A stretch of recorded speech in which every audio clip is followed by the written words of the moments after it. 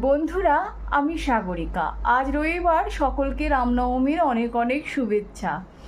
আজকে একটা mini blog নিয়ে আপনাদের সামনে হাজির হয়ে গেলাম। সাথে থাকুন, দেখতে থাকুন। তো আসুন দেখা যাক আজকে কী কী দেখুন। কর্তামশাই বাজার নিয়ে চলে এসছে। এটাকে কী শাক বলে বলুন তো, আপনাদের যদি জানা থাকে কমেন্টে জানাবেন। তো যাই হোক, আমি পরে বলে দেবো যে পাট শাক নিয়ে এসছে। এটা মনে হয় তিতে পাট শাক বোধহয়। তো এটা দিয়ে একটা ঝোল ঝোল রেসিপি হবে। এটার বড়া হবে আজকে, যেহেতু সানডে। আর তার মধ্যে ঝিঙে, দেখুন অনেক রকম বাজার নিয়ে এসছে, খাওয়া যায়। তো মূলো নিয়ে এসছে, আর এটাকে আমাদের এখানে কিন্তু জলপাই আলু বলে। তো এই আলুটাও নিয়ে এসছে। এটাতে বিভিন্ন রকম রেসিপি হবে, আমি শেয়ার করব। কাঁচা আমও রয়েছে। আর এটা হচ্ছে মালবেরি।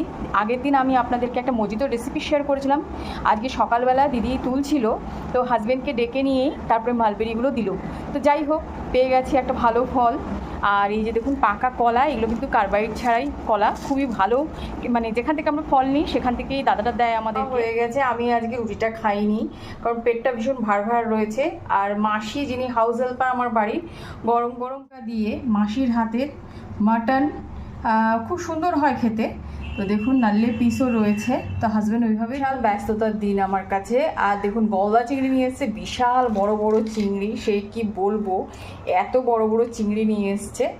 তো কোথা দিয়ে শুরু করব, ভিডিও করতে হয় এখন, এমন একটা নেশায় মত্ত হয়েছি যে বলার কিছু নেই।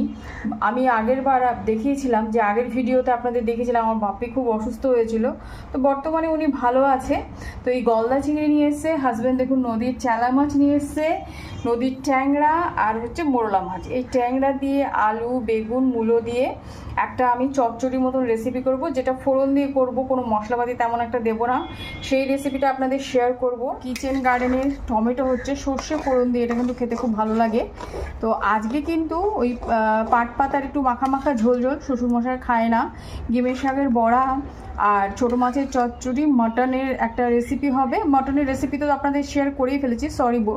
আর এই যে টমেটোর চাটনি শেষ পাতে।